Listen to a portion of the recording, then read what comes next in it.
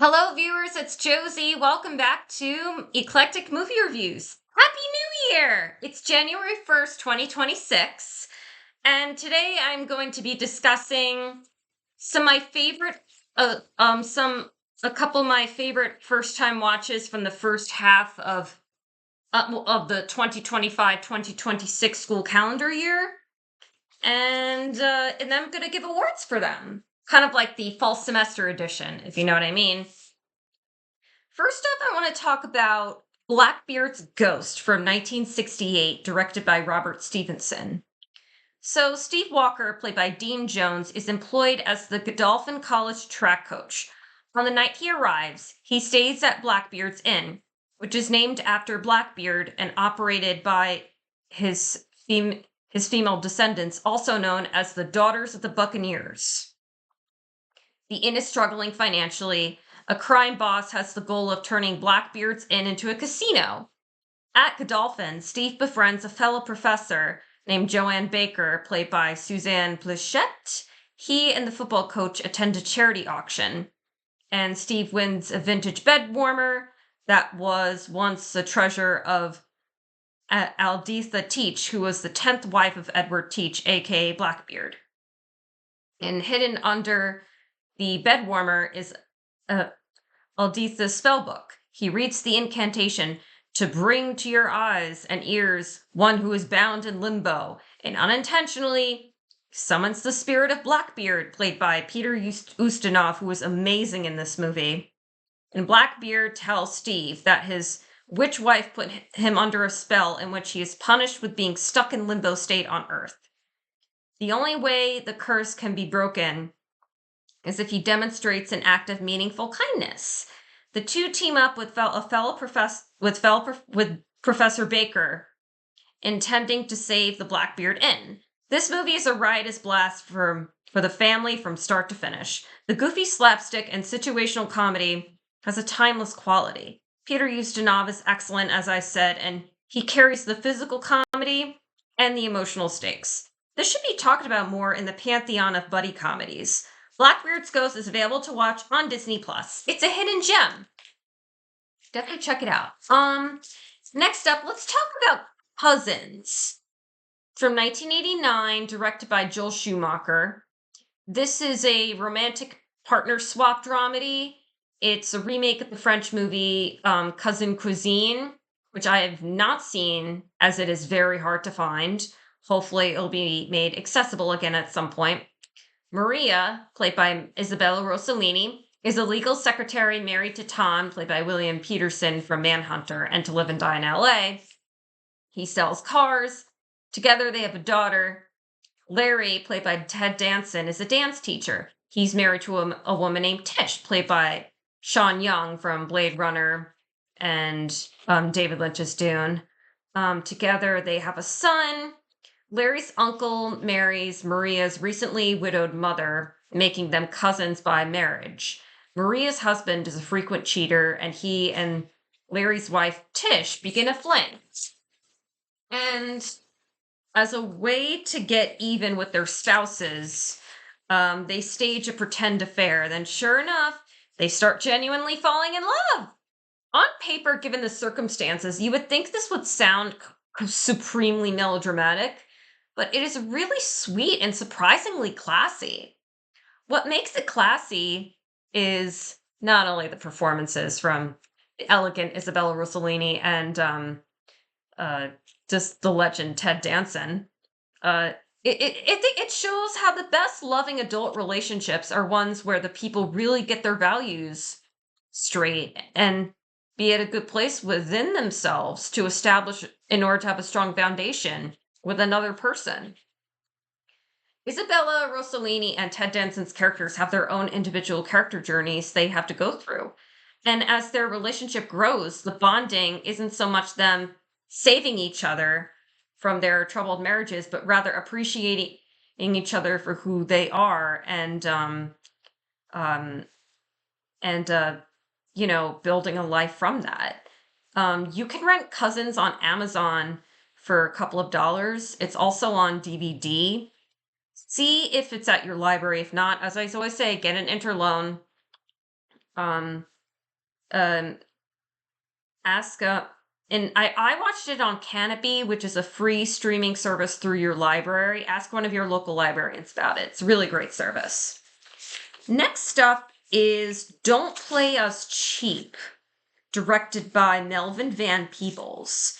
This is Melvin Van Peebles' adaptation of his own acclaimed Broadway musical.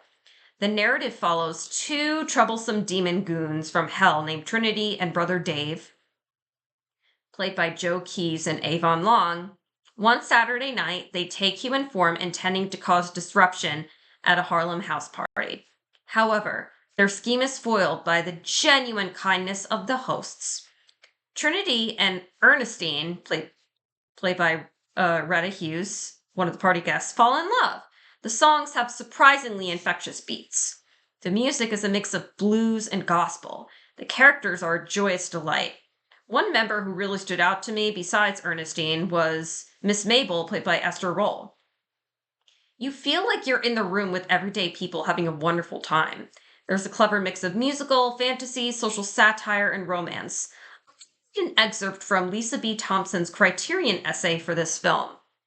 While Trinity and Brother Dave represent evil, the majority of the characters embrace love, joy, sentimentality, passion, connection, and community as they share stories of their hard luck and challenges through song. The story centers around whether Trinity's burgeoning love for Ernestine will turn him away from the devil for good. Considering the lives of Black people in the U.S. who must confront systemic racism and relentless opposition, the film suggests that choosing love and goodness instead of retreating into evil is heroic. Unquote.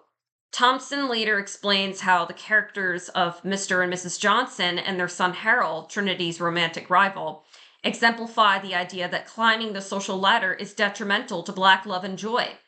Their materialistic values are presented as superficial, juxtaposing the genuine community between Ernestine, Miss Mabel, and the other party guests.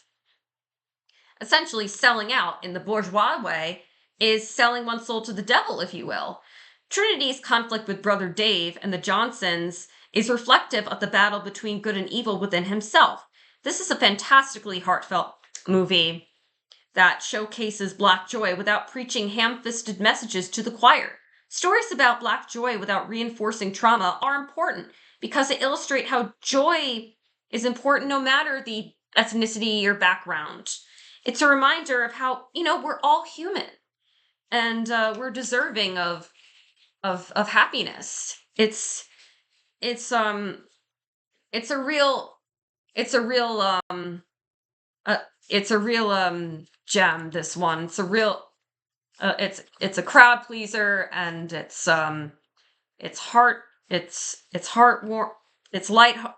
surprisingly lighthearted, even with the darkness. Yeah, it's available to watch on HBO Max, and it's part of a Criterion box set, Essential Films of Melvin Van Peebles. Next up is Layla and the Wolves, directed by, I don't know how to pronounce his name, Heiny Srouwer. It's spelled like Heynysrur,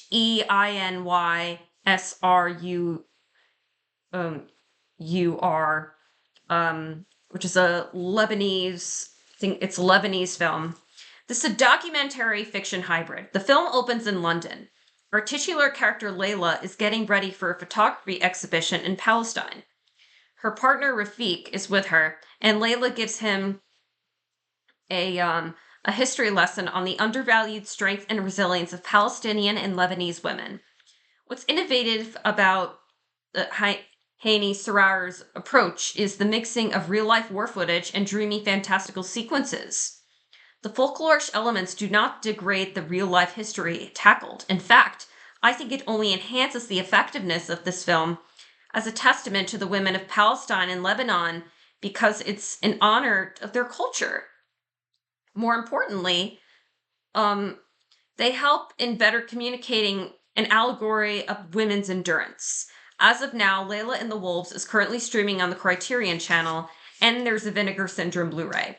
Public libraries, if you're listening, please consider adding Layla and the Wolves to your catalog. It's transcendent cinema that is educational as it is visually intoxicating. Next up is Restless Natives, directed by Michael Hoffman. Set in Edinburgh, Scotland, the narrative follows two friends named Will and Ronnie, played by Vincent Friel and Joe Mulaney. They ride the highways wearing a clown mask and a wolf mask. They hold up coach buses and rob the rich tourists. With the money obtained, they distribute it to the lower income people of Edinburgh. In doing so, they sort of become tourism icons, both honorably for generosity and notoriously for criminality. The police are on their backs. The man in particular who wants to catch them is played by Ned Beatty, of all people. Will falls in love with one of the girls on the bus, and they have a sweet romance. I love the friendship between the two highway journeymen. The Scottish scenery is gorgeous. It has music by Big Country. Overall, it's a really charming ride of a film that I highly recommend. Unfortunately, it is not available to stream anywhere, not even to rent or buy. Try to rent a DVD from the library, whether that be off the shelf or request an interloan. I would love for this to get a Blu-ray upgrade. I can see this being an indicator release. I would personally love for a Criterion treatment, but maybe this will be on the Criterion channel one day. We'll see. And last but not least, I'm going to talk about two films. They're from the same director. The Tune from 1992 and Idiots and Angels from, I think it premiered at a festival in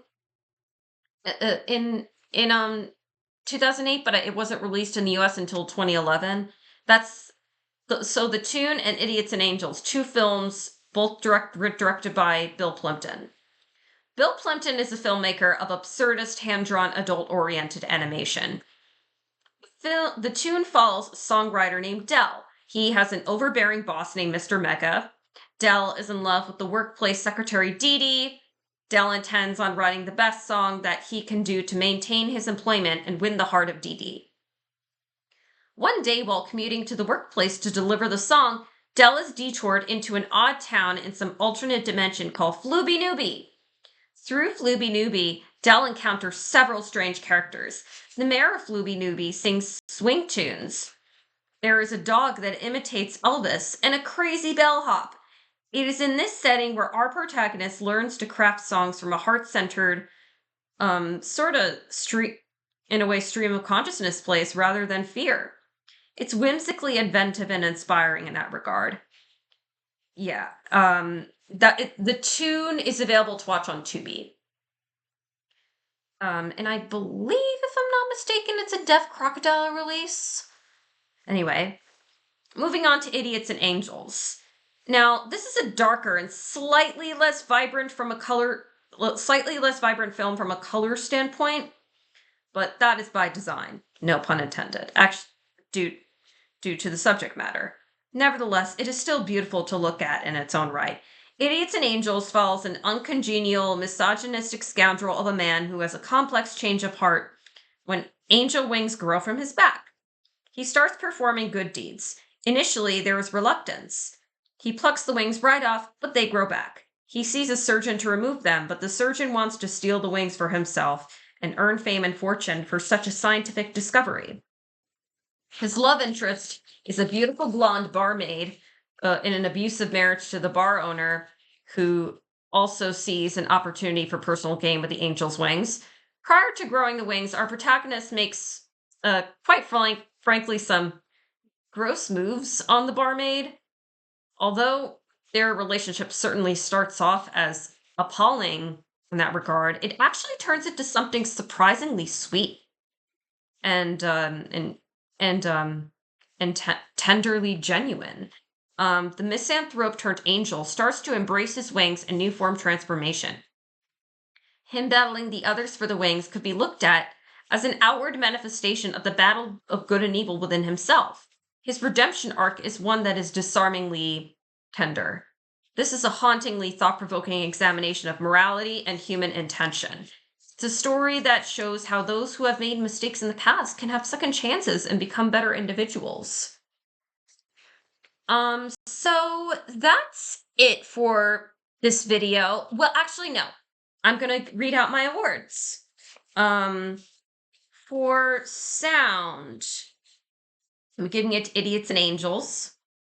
And what's cool about the sound in Idiots and Angels that there's very little dialogue, so it relies heavily on like the sound effects. It's really good sound work there. For songs, plural, the tune. For score, Big Country score for Restless Natives, 1985. For visual effects, Happiness of the Katakuris from 2001. For editing, Taiji Shimamura's editing for Happiness of the Katakuris. Another word for that film. For costumes, Chinese Ghost Story 1 and 2, 1987 and 1990, respectively. For production design, Chinese Ghost Story 1 and 2. Once again. For cinematography, Curtis Clark and Charlotte Records for Layla and the Wolves, 1984, the release date. For supporting actress, Glenn Headley for Paper House, 1988. Supporting actor, Kerry Hiroyuki Tagawa, Johnny Tsunami. Rest in from I believe from 1999 that came out. Yeah. He recently died this year. A Japanese acting legend. Rest in peace. For adapted screenplay, Matthew Jacobs for Paper House. For original screenplay, Ninian Dunnett for Restless Natives. For lead actress, Sarette Scott for Losing Ground, 1982. For lead actor, Peter Ustinov for Blackbeard's Ghost, 1968. For acting ensemble, Don't Play Us Cheap. I believe some sites have it listed as a 72 film, some say 73. Either way, that's the winner. For director, Bernard Rose for his directorial debut, Paper House. And Best Picture, Paper House, 1988, directed by Bernard Rose, written by Matthew Jacobs, adapted from the novel Marianne Dreams. Really fantastic movie I talked about in my spooky season first time watches. Thank you so much for watching. I hope everybody has a happy and healthy new year. Good wishes to you all. I hope everybody works on New Year's resolutions. Thank you for watching. Goodbye for now.